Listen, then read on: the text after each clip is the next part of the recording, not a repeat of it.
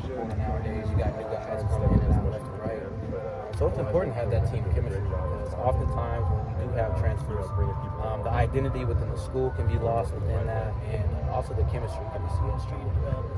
I think USC is doing a good job of making sure that the guys that do come in, they know what USC is about, and they make it an emphasis to have team chemistry.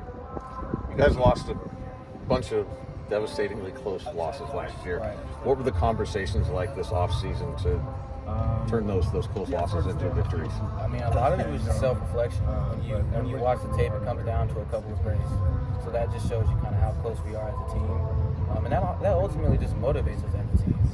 When you see how close you are, and then you add new additions to the roster that are also just as talented, it's kind of an exciting feeling that you have, knowing that you were that close and now you have more firepower, and you've done a self-reflection from the past season. I think there's a lot to look forward to this year, but at the same time, today was just day one, and there's a whole off-season and a fall camp and a spring to go through, so day by day is how we'll take it. What was the challenge for you last year? Maybe not having as big of a role as maybe you wanted to, and just having to kind of wait and come back this year and try and get more?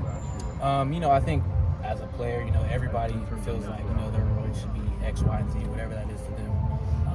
But ultimately, I just give it all to God, and He was able to guide me through it. I don't ask any questions, but everything happens for a reason.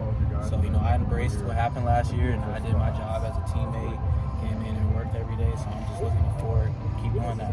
What gave you the confidence to come back and fight for that spot this year? Just knowing who I am as a player, and the staff believing in me, the players believing in me, the relationships that I made here, and also getting a degree from USC is top notch. So who wouldn't want to have that?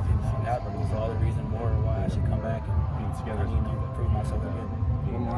We've heard that Jaden's been more vocal. In what ways have you seen him be different or looser this year?